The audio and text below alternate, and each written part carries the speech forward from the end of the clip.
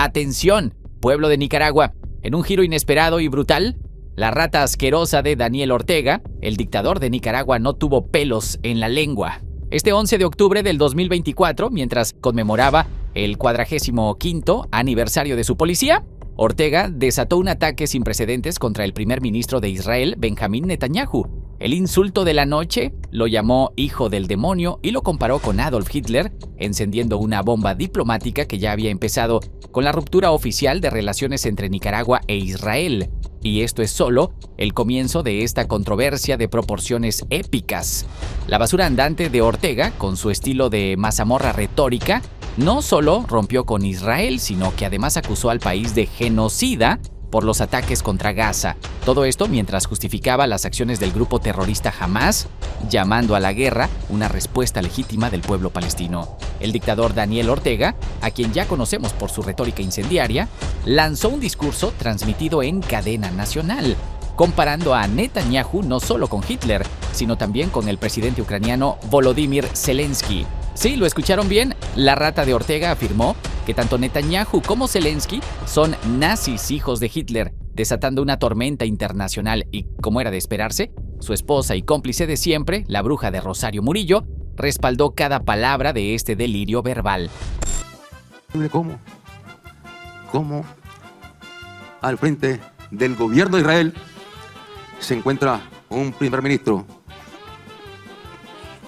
que es hijo del demonio? ¿Por qué? Porque lleva en la práctica una política de terror. Y es Hitler, ¿sí? El primer ministro de Israel es Hitler, allí instalado, llamando a destruir a los pueblos, al igual que el que preside Ucrania es otro nazi, otro hijo de Hitler, queriendo comprometer a la OTAN para irse a la guerra contra la Federación Rusa. El violador de Ortega, que lleva más de 17 años aferrado al poder como una rata de alcantarilla, justificó la ruptura diplomática con Israel como un acto de dignidad en solidaridad con Palestina. Pero, ¿es esto una genuina preocupación por los palestinos? ¿O un movimiento más para ganar aliados en su club de autócratas junto a China, Irán y Rusia? La hipocresía nunca estuvo tan bien vestida. El viernes 11 de octubre del 2024, la Asamblea Nacional Nicaragüense, un parlamento secuestrado por los serviles de Ortega, aprobó unánimemente una resolución para cortar relaciones con Israel. El gobierno genocida y sionista de Netanyahu no merece la amistad de Nicaragua, se leía en su declaración. Aunque hay que decirlo claro, esta ruptura es más simbólica que real, porque ni siquiera había embajador israelí en Managua, pero claro, eso no detuvo a los excrementos mal cagados del régimen de convertir esta decisión en un espectáculo mediático. La sobaco peludo de Rosario Murillo, con su tono habitual entre poesía barata y propaganda absurda, anunció que Nicaragua seguirá denunciando la barbarie sionista y no se quedará callada ante los crímenes de lesa humanidad de Israel. Nuestro presidente ha instruido a la Cancillería de la República a acatar esa solicitud del Parlamento Nacional y a proceder a la ruptura de las relaciones diplomáticas con el gobierno fascista y genocida de Israel. Mientras tanto, en los actos públicos, los diplomáticos de Cuba, Rusia y Palestina no perdían oportunidad de estrechar lazos con la dictadura sandinista. Todo un circo internacional. Desde el 7 de octubre del 2024, fecha en la que comenzó la ofensiva de Hamás contra Israel, la rata de Ortega ha respaldado abiertamente al grupo terrorista. Lo que hace Hamás es una respuesta justa a la opresión israelí, proclamó el dictador en uno de sus discursos recientes. Claro, ni una palabra sobre las masacres de civiles israelíes o los secuestros perpetrados por Hamás. Para la rata de Ortega, los crímenes solo son crímenes si los cometen sus enemigos. Esta postura descaradamente pro-palestina nos sorprende, ya que el excremento mal cagado de Ortega también ha estrechado alianzas con Irán, un enemigo declarado de Israel y de los Estados Unidos. Y claro, su política internacional sigue el mismo patrón: buscar la protección de regímenes totalitarios mientras ataca a las democracias occidentales.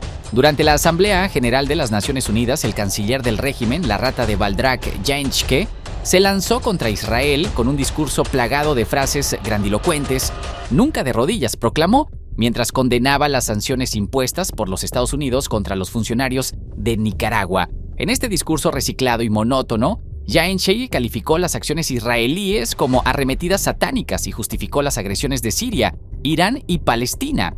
La mejor parte, mientras los asesinos de Ortega y Murillo denuncian a los imperios occidentales, Nicaragua sigue dependiendo económicamente de los Estados Unidos, su mayor socio comercial. Un dato que, por supuesto, el régimen prefiere ignorar mientras continúa vendiendo su narrativa de resistencia heroica. El dictador Ortega ha cruzado una línea peligrosa con sus ataques a Israel y su abierta simpatía por Hamás. La pregunta es, ¿hasta dónde llegará con esta política de confrontación?